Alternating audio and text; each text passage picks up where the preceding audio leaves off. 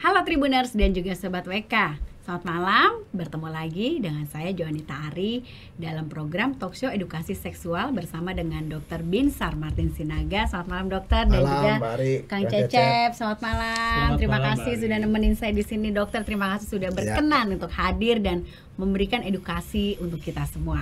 Nah, tema kita hari ini, malam ini itu tentang apakah hasrat selalu hilang di usia pertengahan. Nah, gini dok, seiring dengan bertambahnya usia, tentunya kan banyak juga ya perubahan-perubahan yang terjadi tuh di dalam diri kita maupun seseorang atau orang lainnya dok. Mulai dari penampilan, terus gaya hidup dan sebagainya gitu ya. Terus kalau perempuan kan lebih ke wajah ya dok, kayak kerutan gitu-gitu, ya udah kayak aduh di kerutan udah bermasalah lah buat mereka, itu masalah banget gitu kan dok. Nah, untuk penurunan gairah seksual di usia pertengahan sebenarnya gimana sih dok? Gitu. Silakan dokter langsung aja yang pakarnya langsung ya Kang ya. Jadi kalau hasrat ini kita bicara itu juga bicara pria dan wanita ya, karena yang namanya usia pertengahan itu usia berapa sih? Mbak Ari ya, Kang Cecep ya. Usia pertengahan itu secara keilmuan itu bicara usia 45 sampai 50. Ya, itu usia pertengahan. Nah, usia 45 50 itu seks bukan lagi kenikmatan hidup. Perjuangan hidup. Kenapa dok bisa begitu? Lah iya kan perlu perjuangan. Perlu perjuangan ya kan, karena bicara namanya mencapai orgasme. Achievementnya perlu berjuang gitu. Nah, kembali saya katakan kalau di atas itu lagi ya itu suatu penderitaan hidup nanti tuh. Jadi usia pertengahan itu perjuangan ya, 45 50. Kenapa? Saya katakan bahwa hasrat itu selalu ditentukan oleh yang namanya kadar hormon seseorang. Ya. Kadar hormon seseorang. Hormon itu adalah satu bahan bakar untuk yang namanya kebugaran tubuh seseorang. Hormon baik itu testosteron pada pria dan estrogen pada wanita itu menentukan yang namanya kemampuan seksual seorang pria dan wanita. Ya, menentukan kebugaran, lalu menentukan kebugaran seksual, kebugaran tubuh ya, fisik baru kebugaran seksual. Nah, pada usia pertengahan kita tahu bahwa pada seorang pria kadar testosteron itu mencapai puncak usia 45. Usia 35, maaf, usia 35. Lalu usia 35 mencapai puncak dan dia akan menurun. Itu udah normal ya dok ya? Itu normalnya. Tetapi sejauh mana kadar normal menurunnya? Nah, kalau usia 45-50 kadar testosteron dia itu harus di atas 600. Total testosteron total ya 600 nanogram per desiliter. Nah, bagaimana dengan wanita? Wanita kita tahu bahwa kadar estrogen itu usia 20-an itu mencapai puncak dan dia akan menurun sampai nanti usia menopause. Ya, 50-an, ya. Nah, penurunan ini menyebabkan problem bagi pria atau wanita. Pada seorang pria, penurunan kadar hormon testosteron problemnya adalah mulai dari problem pembuluh darah Kang Cecep. Ya. Pembuluh darahnya bermasalah, pembuluh darahnya mulai tersumbat, mulai problem yang namanya metabolisme terganggu, mulai problem psikologinya terganggu. Ya. Usia pertengahan ke atas yang di mana kadar hormon testosteronnya rendah, dia akan menyebabkan mulai terganggunya emosional. Secara yang namanya kasus hipogonad itu ternyata begitu dia penurunan kadar hormon testosteron, kasus-kasus munculnya emosionalnya turun, mudah lupa. Nah, ini menjadi masalah.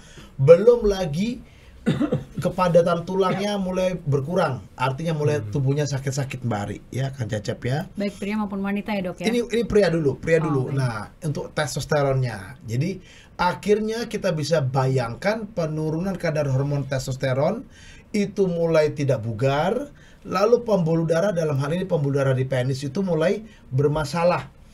Ya, kita bisa bayangkan akhirnya ereksinya hilang. Nah, wanita hampir sama Kang Cecep, Mbak Ari ya. Kalau wanita kan estrogen, biasanya pembuluh darah di vagina Mbak Ari bermasalah, pembasahannya kurang, lalu menciut, atrofi vagina, lalu akhirnya tubuhnya mulai hilang mulai sakit-sakit, linu-linu ya toh. Akhirnya mulai metabolisme terganggu, kadar kolesterol naik, kadar gulanya juga mulai naik, dan pembuluh darah ya arti jantung, kardiovaskular mulai bermasalah. Nah, akhirnya bisa kita bayangkan nggak bugar ya, akhirnya hasrat menurun, akhirnya apa ya, kemampuan seksual pasti juga menurun. Nah, menjadi catatan buat para pembaca Tribun dan Warta Kota, ada banyak pria yang memeriksakan kadar hormon testosteron. Nah, ini menjadi satu kata kunci, keywords nih ya, kata kunci buat para pria yang menyaksikan talk show malam ini ya. Kalau kadar testosteron Anda normal, testosteron total normal, tapi ternyata kehidupan seks atau hasratnya bermasalah, bukan berarti testosteronnya normal. Tetapi harus kita periksa free testosteron Kang Cecep. Ya. Jadi begini, testosteron itu terbagi dua. Ya, pembaca Tribun Warta Kota harus tahu, testosteron terbagi dua. Yang namanya testosteron total dan juga ada namanya free testosteron. Ya. Untuk seksualitas itu adalah free testosteron. Free testosteron itulah sebagai satu parameter kehidupan seks seorang pria, bukan testosteron total. Makanya banyak pria yang memeriksakan diri testosteronnya normal, ternyata free testosteronnya rendah. Tetap harus kita perbaiki, Mbak Ari, testosteronnya. Itu yang saya bisa sampaikan berkaitan dengan usia pertengahan ya. Apakah hasrat ini kan hasrat seksual ya, apakah selalu hilang?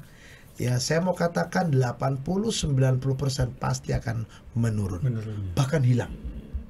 Ya, itu Mbak Ari. Kalau hilang itu berarti sama sekali nggak punya hasrat ya? Iya. Jadi itu menjadi 80% problem seks wanita di usia 50 hasrat hilang. Female sexual hypoactive desire disorder. Jadi hasrat hilang 80%.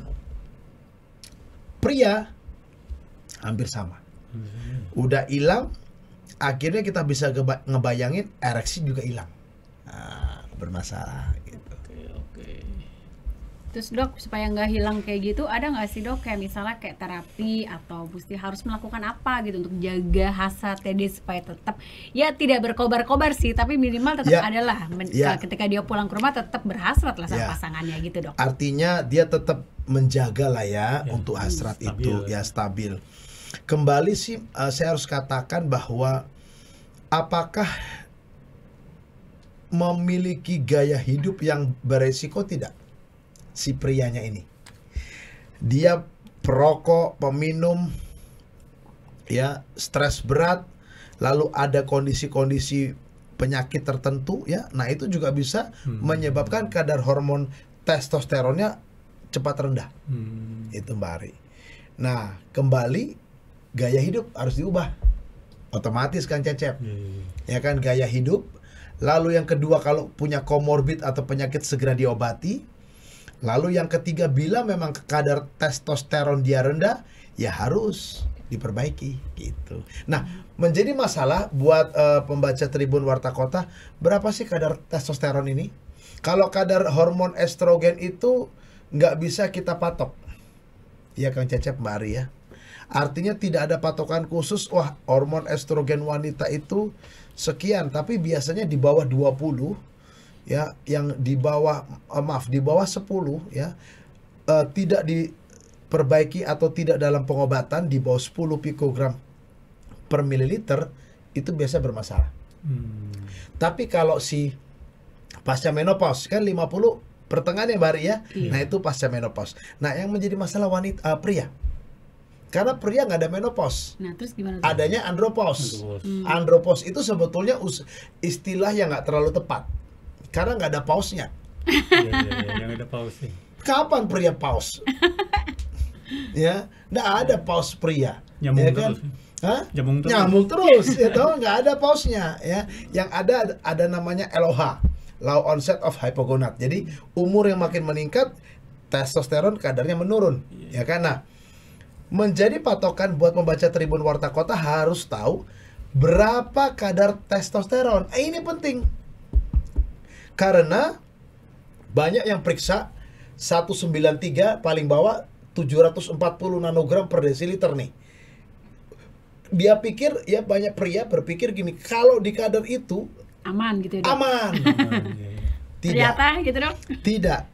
Di bawah 400 atau sekitar 400 atau di bawah daripada kadar yang sesungguhnya sesuai dengan umur 35, 40 sampai 50 itu udah di atas 600-an mestinya. Sampai 700 yang total. Baru 65, 70, 80, nah itu turun dia sampai 500-an. Nah, itu biasanya di usia berapa, Dok? Dia akan turun begitu? Turun terus. Jadi 35, 30-an, 40-an tuh harus di atas hampir mendekati 700 ya. Ya 700. Baru 50, 55, 60 dia 600-an di atas. Baru di atasnya itu baru turun 500-an. Ya sampai usia 85 sampai 100. 100 itu di atas 400 gitu. Di atas 400. Nah, jadi kembali kalau dia kadarnya itu sekitaran 400 atau di bawah 400, biasanya gejala hasrat, libido, problem seks bagi seorang pria pasti akan muncul. Pasti. Kalau seorang wanita biasanya pasca menopause yang dominan. Ingat ya, kata kunci nih. Kalau seorang wanita pasca menopause yang muncul. Kalau di usia reproduktif biasanya bukannya tidak ada hasrat Mbak Ari. Biasanya karena pasangannya sudah nggak berhasrat, dia malas.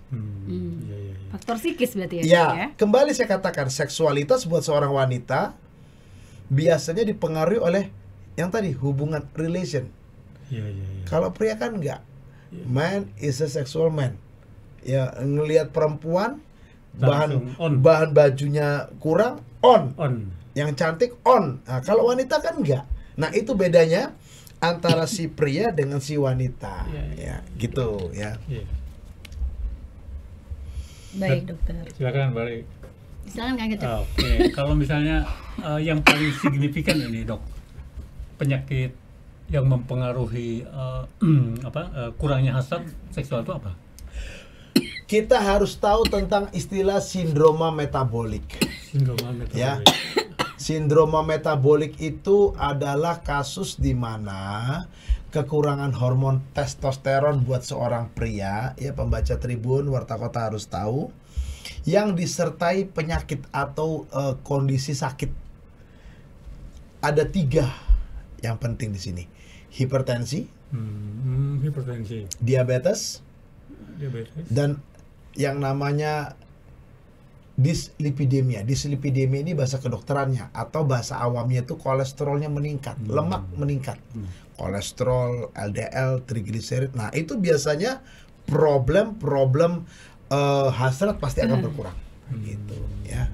Itu udah hubungannya sama darah semua berarti ya, Dok ya? Ya, kita harus tahu bahwa hormonal menentukan kebugaran atau yang namanya menentukan kesehatan fisik. Sangat itu, baik pria atau wanita. Makanya di usia pertengahan ini adalah usia krusial. Umur panjang nggak seorang individu tergantung usia pertengahan. Bukan cirinya hanya, gimana, Dok, bukan kalau hanya dia seksualnya. panjang gitu? Ternyata juga umur itu. Orang yang punya kadar hormonnya bagus, maka fisiknya bagus, maka kita pastikan dia akan berusia lebih Panjang. panjang. Iya, iya, Dok, iya, ya. iya. Kalau dia di usia 50 udah sakit-sakitan, kondisi fisik lemah, hormonnya juga drop, bisa kita pastikan 60-70 sakit berat. Iya, iya, iya. Peran Tapi dokter? tidak disadari. Iya, iya, iya. Ya, tidak disadari. Nah, ini perlu tahu pembaca Tribun Warta Kota. Bahkan penelitian usia 45 pasang ring, sakit jantung, mengalami gagal jantung, ternyata testosteron buat seorang pria udah drop dia. Iya, iya, iya. Nggak usah kita bicara seks, bisa bicara kebugaran, drop dia, gitu. Iya. Artinya di usia pertengahan itu ketika orang atau apakah perempuan ataupun pria, ketika dia sakit-sakitan berarti itu ada masalah.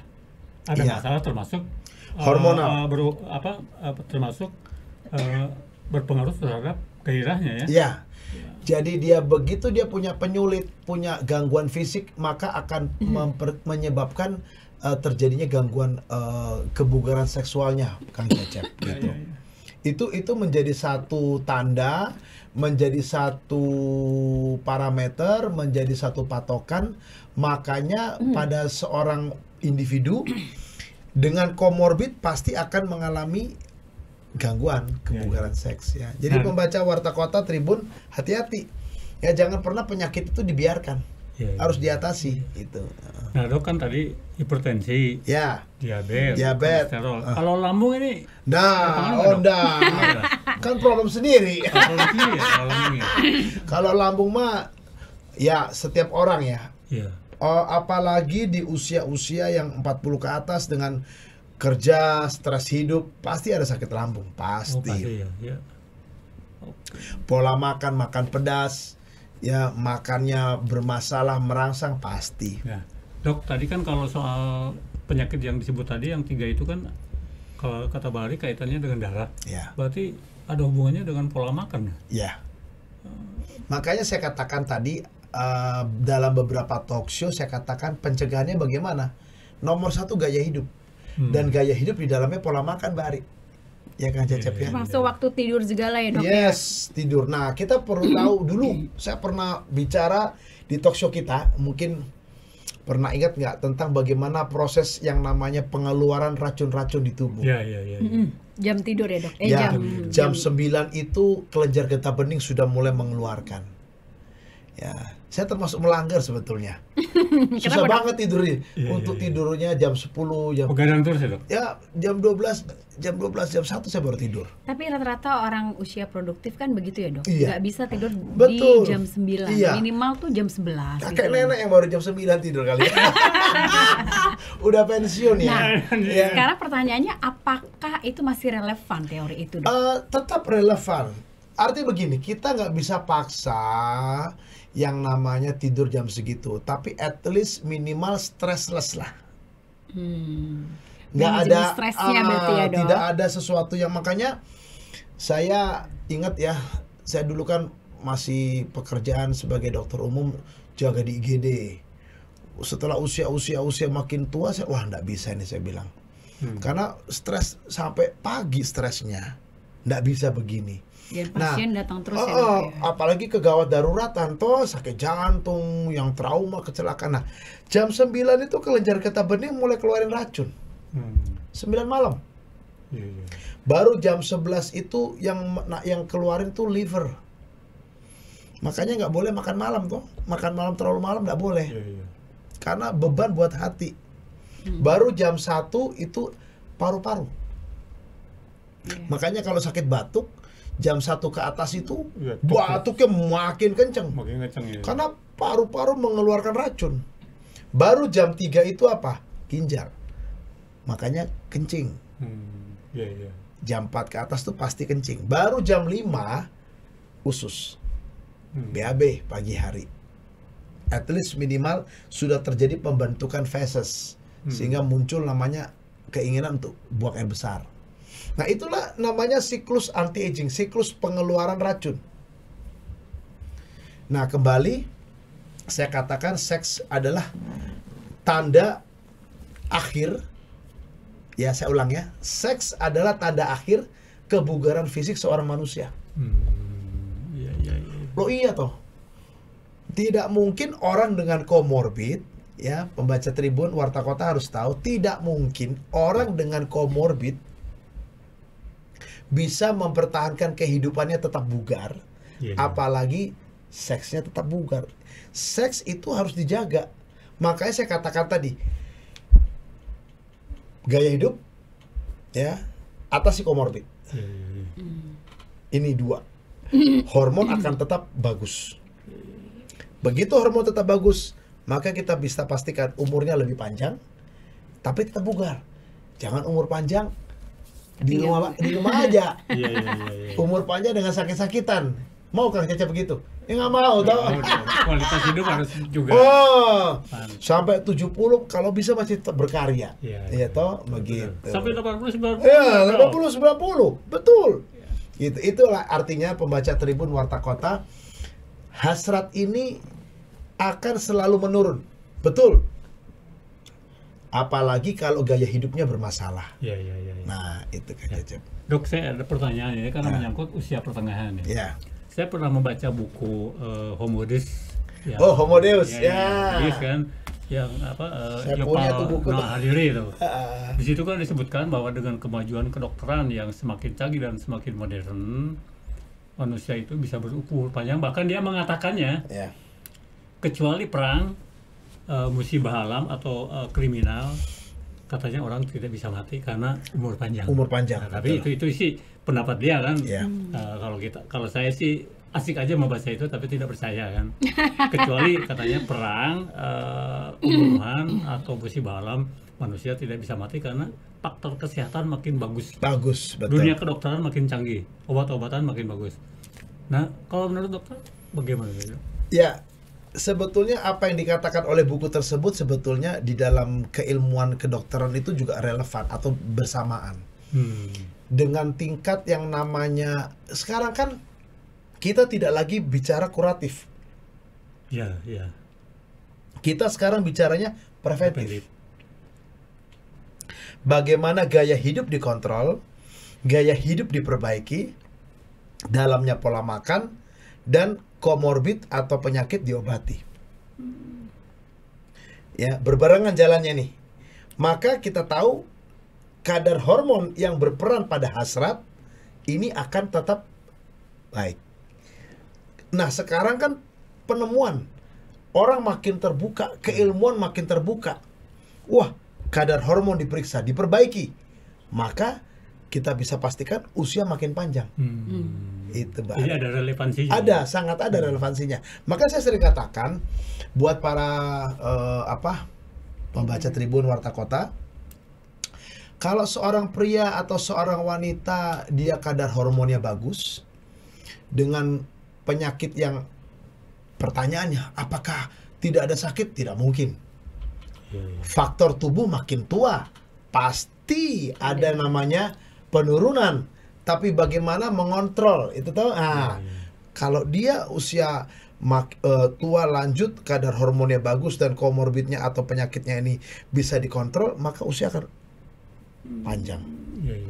Lebih panjang dari dari yang lalu. Sekarang kan usia harapan hidup udah 70 lebih. Sekarang umur 50 aja disebut pemuda. Disebut muda. Iya. Ya, saya masih muda, Mbak Ari. Kak Jaja masih muda. Karena masih 50. Masih 59. Belum 60, betul. Masih muda. Cuma banyak rambut putih saya. Tapi kalau dikatakan bahwa manusia bisa pantesan saya dibilang masih remaja ya, Dok. Kalau dikatakan manusia bisa hidup seumur hidup nggak mungkin. Nggak mungkin. Nggak, tidak akan. Tetapi ada banyak fakta, Kang Cecep, Mbak Ari, ternyata bicara hasrat ini bicara bugar dan bicara long life. Jadi saya bisa simpulkan hasrat bagus, bugar fisik, hasrat bagus, umur panjang. Itu equal. Itu equal. Bugar tidak bagus, hasrat hilang di usia 50-60, umur pasti gitu panjang. Deh, gitu ya, Dok. Ya. Muncul penyulit. Nah, kembali ternyata di dalamnya juga faktor fisik dan psikologi juga penting berperan.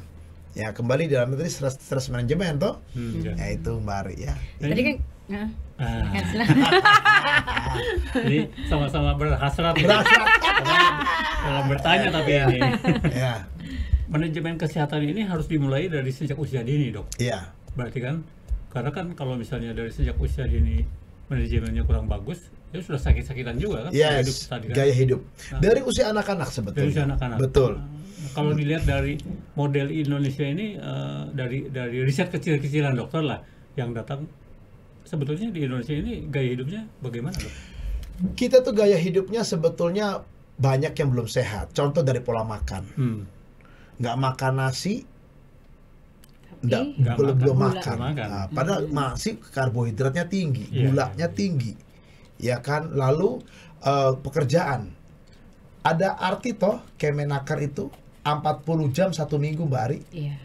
Tapi coba kita hitung berapa jam kita seminggu. Iya. Nah, Iya, Dok. over, exhausted badannya. Itu aja, dari 2 itu aja. Lalu yang ketiga, lingkungan. Stres, udara, Jakarta udara buruk loh. Iya. Itu.